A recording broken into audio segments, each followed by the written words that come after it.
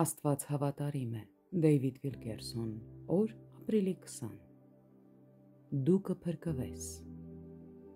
Երջանկություն չի նշանակում ապրել առանց ցավի կամ վնասվածքի, ամենևին։ Իրական երջանկությունը նշանակում է սովորել ապրել օրեցօր, չնայած տխրությանը և ցավին։ Դա նշանակում է սովորել ուրախանալ Տիրոջով, անկախ նրանից, թե ինչ է տեղի ունեցել անցյալում։ Դուք կարող եք ձեզ զգալ մերժված, լքված և միայնակ։ Ձեր հավատքը կարող է թույլ լինել, և դուք կարող եք մտածել, թե իմ համար ամեն բան ավարտված է։ Երբեմն տխրությունը, արցունքները, ցավն ու դատարկությունը կարող են սպառել ձեզ, բայց Աստված շարունակ գահին է։ Նա շարունակ Աստված է։ Համոզմունք ունեցեք, որ դուք փրկվելու եք։ Կարդացեք նրա խոսքը և խորհեք խոսքի շուրջ։ Դուք դուրս կգաք այդ վիճակից։ Անկախ նրանից, թե դուք ապրում եք, թե մեռնում եք, դուք պատկանում եք Տիրոջը։ Կյանքը շարունակվում է, և դուք կզարմանաք, թե որքան կարող եք դիմանալ Աստծո օգնությամբ։ Դուք չեք կարող օգնել ինքներդ ձեզ կամ դադարեցնել ցավը,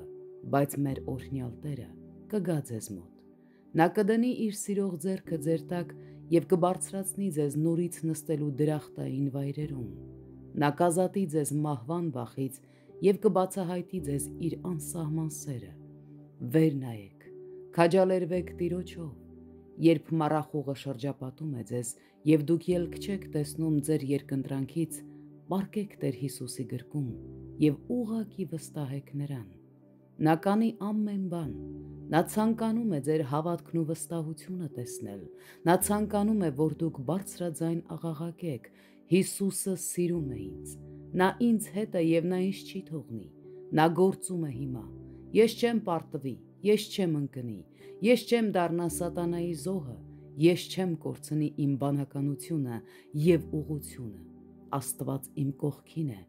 ես սիրում եմ Նրան, և նա սիրում է ինձ»։ Հիմքը հավատքն է, և այն հիմնված է այս ճշմարտության վրա. ամեն մի գործիք, որ շինված է քո դեմ, հաջողություն չպիտի ունենա։ Եսայի 54:17 խոսք։